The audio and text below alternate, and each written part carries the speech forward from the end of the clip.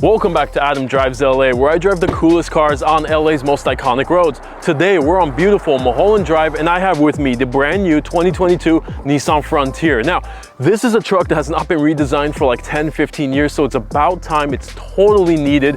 I've never really seen one on the street. I don't know if you have, but we're gonna spend some up close in time, get personal with this thing. I'm gonna go over all of the exterior design, the interior features, the drivability, and at the end, I'll tell you if I think you should or should not buy a new Nissan Frontier. Without any further ado, let's get right into it.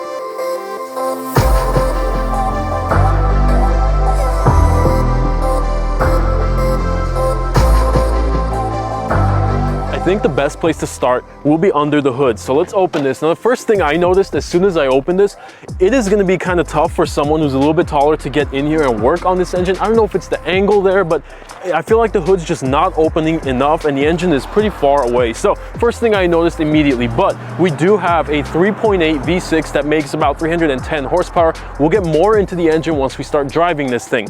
Most importantly, let's talk about design. So pretty controversial design. There's a lot of things I like and dislike. So let's go over it. Overall, totally new design language for Nissan. Now, one thing they're doing that is probably working against them is there's a lot of straight lines, right? When you have a lot of straight lines in car design, it really kills the motion. And it's just something you want to avoid in general when it's car language, car design language. You want it to be a little bit more organic. So a lot of straight lines, a lot of vertical lines. Those are the ones you really want to watch out for. A lot of fake vents. We want to watch out with stuff like this, but I will have to say it's new, it's different, and I always appreciate that.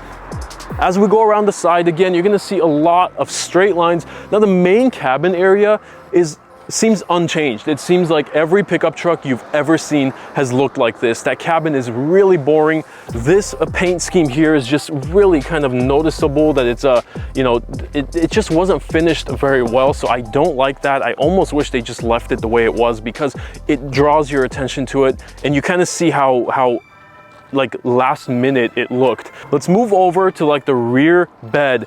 Now, the taillight design, I like it. I like that they've actually refreshed the rear end. A lot of these trucks have not refreshed and put a lot of attention to the rear ends. I'm talking F-150, Ram, all of these larger full-size pickup trucks have not put a lot of energy and effort into designing the rear end. I like that Nissan really redesigned it. They went all out.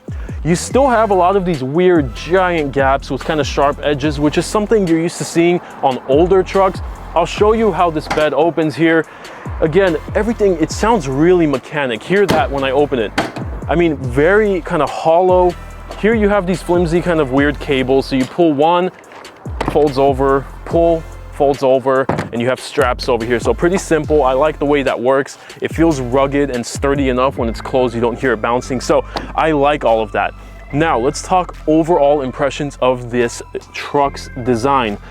First, I like that they're trying something new. It's bold, but when you do look at it and you say, okay, besides the taillights and the headlights, what else is new about it? Am I gonna like it a year from now, 2 years from now? Considering that the previous Frontier had not been really refreshed and redesigned for like 10-15 years, if this is gonna follow that path, it's gonna be a nightmare. It's gonna be a disaster because this will look dated in less than a year. Every truck is redesigning right now. Trucks and SUVs account for like 80% of car sales as of 2021. So I think unless they can pull off another refreshment really soon, this is gonna look dated pretty quickly. Literally, once you start seeing them on the road, everything will look newer and better than this. We're not even gonna start to talk about Cybertruck and all these newer trucks that are coming out. Just as a Nissan, I like that they're trying something new, refine it and keep it going. So with that said, let's jump into the interior and see what that has to offer. All right, getting in this truck, here's the immediate reaction is, oh, it's new, it's refreshed. You know, you have some cool things going on. You have this material separation, you have a couple of those. But just as the exterior, when you just see it, it's kind of a shock and it looks cool. Once you start to dig deep, there are a lot of things that are not good in here. So first thing, steering wheel. This is really dated. I mean, I feel like I'm in a truck from the 90s, not even the 2000s. This is that leather, that really wrinkly leather that's on a brand new truck, it already looks heavily used. I mean, this plastic and that rubber just don't even match. It's just not impressive. In the gauge cluster, there's the digital area, and there's not that much going on digital screen. You see kind of the generic things that every car or truck would have to offer. On the door here, you notice these buttons for the window switches and everything, very old, so you don't like that. Like I said, immediately when you first sit in, you see things that look impressive. You see these shapes, the kind of aluminum outline, but then you realize, what is it outlining? It's a fake piece of carbon fiber trim. I hate that. What are we going for here? Are we trying to say it's an athletic truck? Because these mid-sized trucks, that's not what they're for. Let's turn it on so we could go into the center entertainment screen. So you notice Nissan kind of redid their logo a little bit. In different packages of this truck, you get a red badge all around. So there's a couple of different versions, but looking at this thing in general, okay, outside, again, it looked new. It looks like you get a big screen. You actually get a really small screen. And on top of getting a really small screen, you don't get a lot of options. I mean, I can connect my phone, there's Apple CarPlay, and then you'll hear this awful click that you're used to from a mouse. Listen to this. I hate that. I don't know what they're doing. Every other car has gone for a little bit of a vibration or no sound at all, really responsive. This one still feels like a very old infotainment system. I mean, this is the stuff that they did not put a lot of effort into. Now, getting away from the main infotainment screen, let's go down. I'm going to show you a couple of other things. You do get a nice digital display here, which is cool. It looks new, it looks more modern. But you move down, and this is the worst part of the interior, I would say. So you have these switches. Look at that. It's so 90s. I had a 2001 Lexus GS, and it had nicer switches than this, but it did a similar thing where it just had this little light up on each side. So that's your heated steering wheel over here, your heated seats.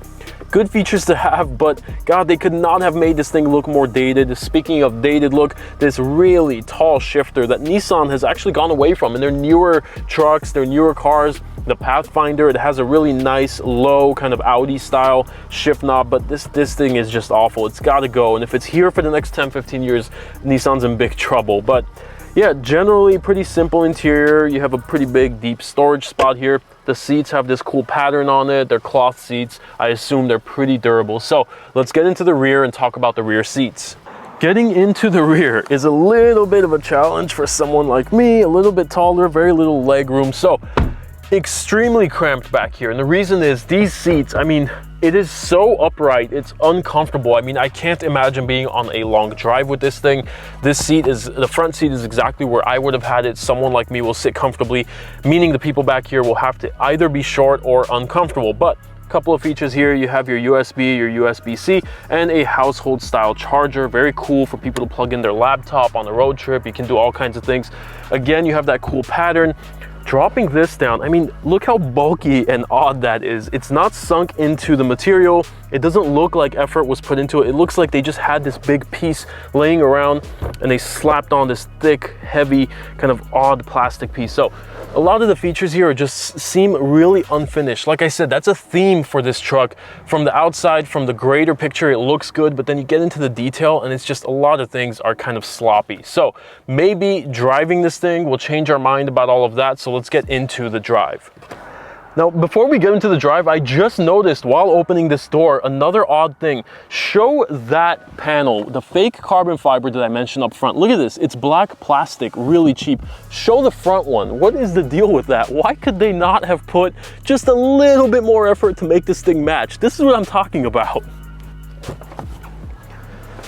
All right, before we get into the driving portion, if you have enjoyed this video up until this point, hit me with a like. If you're new to the channel, subscribe. Let's see how this thing drives.